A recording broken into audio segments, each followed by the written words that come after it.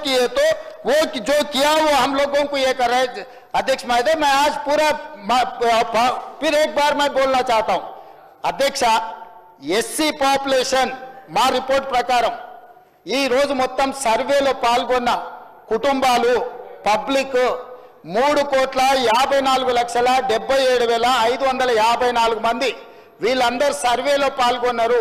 ఇది ఎంత అంటే 96.9%। ఇందులో ఎస్సీలు 61,84,319 మంది, ఇది 17.43%। వాళ్ళు అంతకుముందు ఎస్టీల శాతం 10% చూపించారు అధ్యక్ష।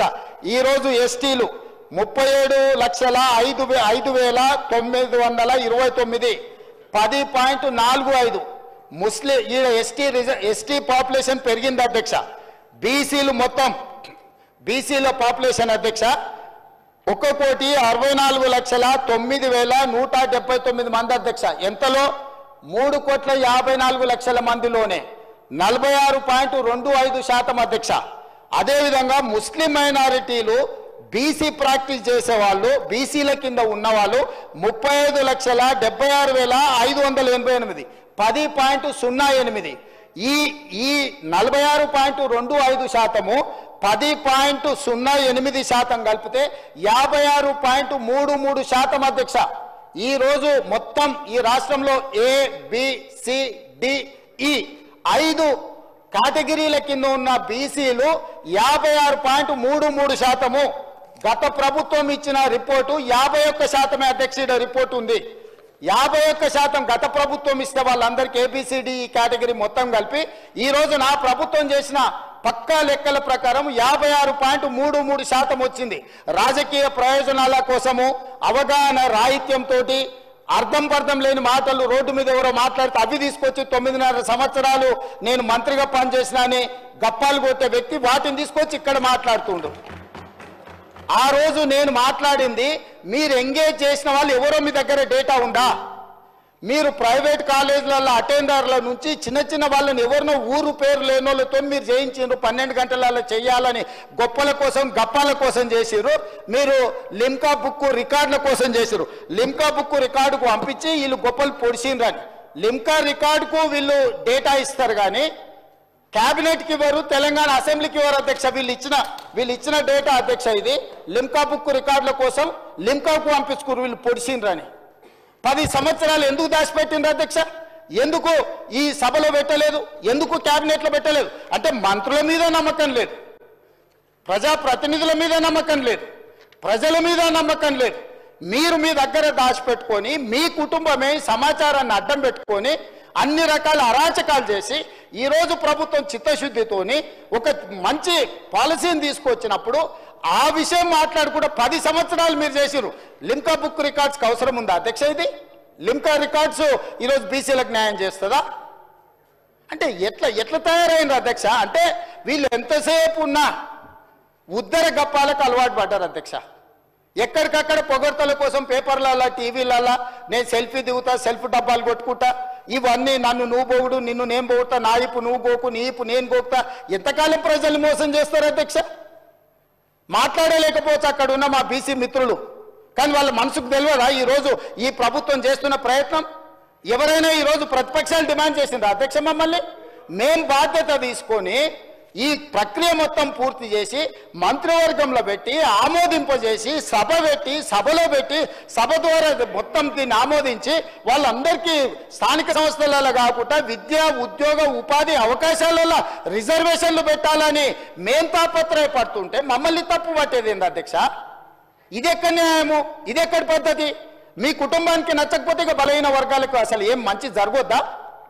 ఈరోజు ఈ డాక్యుమెంట్ మీద నేను ఒకవేళ వాళ్ళు చర్చకు పెడదామంటే రేపు ఎప్పుడు చర్చకు పెడదామో చెప్పమని ఉంది అధ్యక్ష।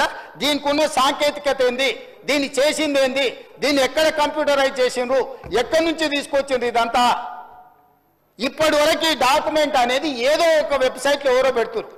ఇది అధికారికంగా నేను ఎందుకు కోట్ చేయలేదంటే వాళ్ళు రేపు ఇది చేస్తే నువ్వు ఎక్కడి నుంచి తెచ్చినావు అని అడుగుతారు। సోర్స్ ఆఫ్ డాక్యుమెంట్ నేను చెప్పలేను।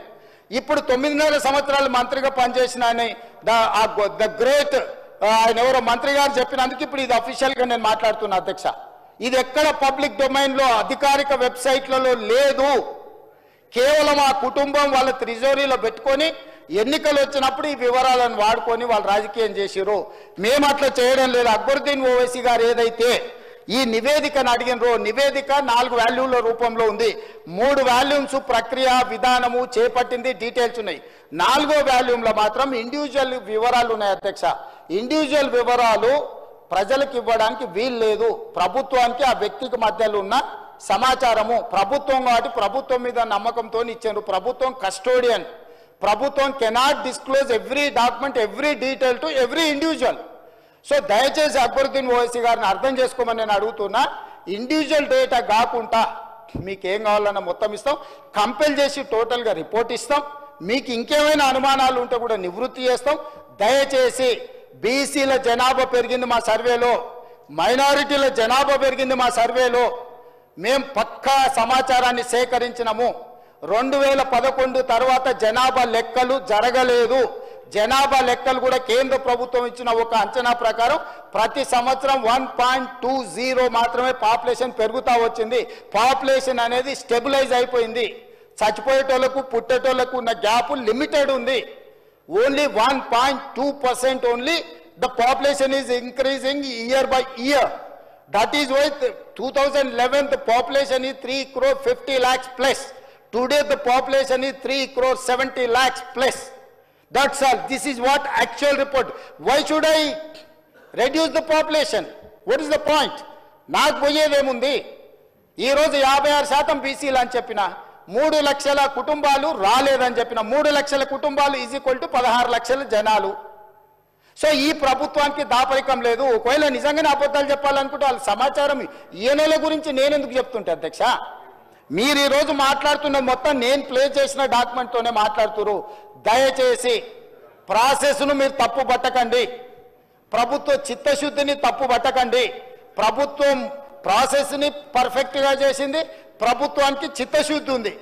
దీన్ని ముందుకు వెళ్ళేటప్పుడు ఆ బలహీన వర్గాలకు ఎట్లు ఉపయోగిద్దాము, ఇంకా పకడ్బందీగా ఎట్లా అమలు చేద్దాము, రేపు జరగబోయే జనాభా లెక్కలలో దేశం మొత్తము బలహీన వర్గాల లెక్కలు ఎట్లా తీద్దాము, దానికి మీరు సూచన చేయండి, సలహాలు ఇవ్వండి, సహాయం చేయండి. మీరు అందరూ అండగా నిలబడితే తెలంగాణ ముఖ్యమంత్రిగా కేంద్ర ప్రభుత్వంతో నేను కొట్లాడతా. వెళ్ళి రాహుల్ గాంధీ గారికి చెప్తా, పార్లమెంట్లో నిలదీయండి, తెలంగాణ చేసింది, దేశమంతా ఇట్లా చేయమని చెప్పుండ్రని. అంతే తప్ప మిత్రుడు పాలు శంకర్ గారికి నేను సూచన చేస్తున్నా, అబద్ధాల సంఘం చెప్పే అపోహల బాటలు పడకు మిత్రమా. ఇక్కడ ముఖ్యమంత్రి ఉన్నాడు, ఎప్పుడు కావాలన్నా అప్పుడు కలుస్తా నేను. మీకు ఏం కావాలన్నా మీకు అనుమానాలు ఉంటే నివృత్తి చేస్తా. నేను ఎప్పుడో ఒకసారి అమావాస పుణ్యానికి బయటకు కనిపిస్తాను కాదు, 24 గంటలు అందుబాటులో ఉంటాను. నీకు తెలుసు, నీ మిత్రులకు తెలుసు. నేను నచ్చినా నచ్చకపోయినా, ఒకవేళ నేను వ్యక్తిగా నచ్చొచ్చు నచ్చకపోవచ్చు, కానీ నేను మీ అందరికి అందుబాటులో ఉన్న ప్రజాప్రతినిధులకు 14 నెలలలో ఏ ఒక్కరోజైనా నేను సెలవు తీసుకున్నానా? ఏ ఒక్కరోజైనా ఎవరైనా వస్తే కలవలేదా? కాబట్టి ఈరోజు ఈ సమాచారానికి సంబంధించి కూడా మా మంత్రివర్గం, కమిటీ చైర్మన్, లేకపోతే మా డిప్యూటీ సీఎం గారు, మా లెజిస్లేటివ్ ఆఫీస్ మినిస్టర్ గారు, అదర్వైజ్ ఆఫీసర్స్, మీరు ఏం కావాలన్నా సభలోనే కాదు సభ తర్వాత కూడా మీరు రాండి. ఫైనల్గా నా సూచన ఏంటంటే, ఎవరైతే ఇందులోకి రాలేదో, ఈ సర్వేలో భాగస్వాములు కాలేదో, ఇప్పటికైనా జనజీవన స్రవంతిలోకి రాండి. చంద్రశేఖరరావు గారికి, తారక రామారావు గారికి, హరీష్ రావు గారికి నేను విజ్ఞప్తి చేస్తున్నా, దయచేసి మా శ్రీనివాస్ యాదవ్ గారి మనసును అర్థం చేసుకోండి. ఆయన మనసు, ఆ పక్కలున్న మా మిత్రుడు గంగుల కమలాకర్ కూడా బాధపడుతున్నాడు. అరే మా బీసీల కోసం ఒకసారి లెక్కలేసినప్పుడు మా సార్ లెక్కలకి వస్తలేడు, ఎల్లుండి పొద్దుగాల మేము ఏం మాట్లాడతామని. దయచేసి నేను మిమ్మల్ని కోరుకుంటున్నా మిత్రులారా, దీంట్లో వ్యక్తిగా లేకపోతే పార్టీగా లిమిటెడ్ మేమేదో లాభం ఆపేక్షించి చేస్తలేం. ఒక మంచి పనికి ముహూర్తం పెట్టినాము. ఈ మంచి పనికి అందరు సహకరించండి. మీ నాయకులకు కూడా చెప్పండి, డిఫర్ అయితే డిఫర్ కానివ్వండి, నేను డిఫర్ అయ్యేదాన్ని నేనేం ప్రశ్నిస్తలేను. కానీ ప్రభుత్వం చేపడుతున్న ప్రక్రియను వాళ్ళు పాల్గొనకపోతే మొత్తం ప్రక్రియ మీదనే అనుమానం వస్తుంది. దాంతో ప్రక్రియ మొత్తం నిష్ప్రయోజనమైంది.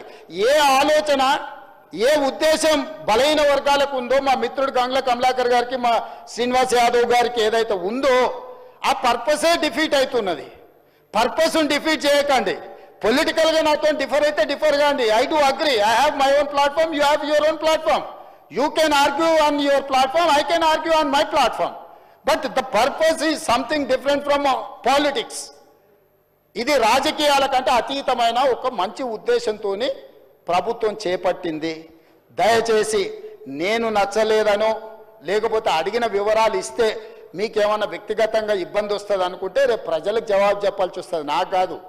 ఈరోజు తెలంగాణ సమాజంలో ఉన్న 56% బలహీన వర్గాలకు ఈ సమాచారాన్ని ఇవ్వని ప్రజాప్రతినిధులు సమాధానం చెప్పాలి. వాళ్ళ నియోజకవర్గంలో ఉన్న ఓటర్లకు ఆ బలహీన వర్గాలు ఓట్లు లేకుండా మేము ఎమ్మెల్యేలు అయినామని చెప్పగలరా అధ్యక్ష? ఆ ధైర్యం ఉందా? ఇవాళ బలహీన వర్గాలు దళితులు నాకు ఓటేస్తే నేను ఎమ్మెల్యే ఇక్కడ కూర్చున్నా అధ్యక్ష.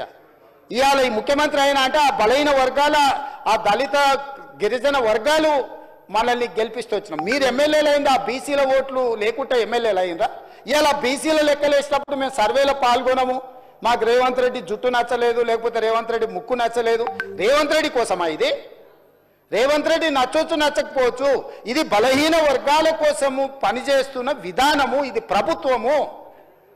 ఈ ప్రభుత్వ విధానంలో బలహీన వర్గాలకు మేలు చేయాలనే ప్రయత్నం చేస్తున్నాం. దయచేసి చిన్న చిన్న కారణాల చేత ఇంత పెద్ద లక్ష్యాన్ని బలహీనపరచకండి అని చెప్పి నేను ప్రధాన ప్రతిపక్ష నాయకుడికి వాళ్ళ ఎమ్మెల్యేలకు నేను కోరుకుంటున్నా అధ్యక్ష.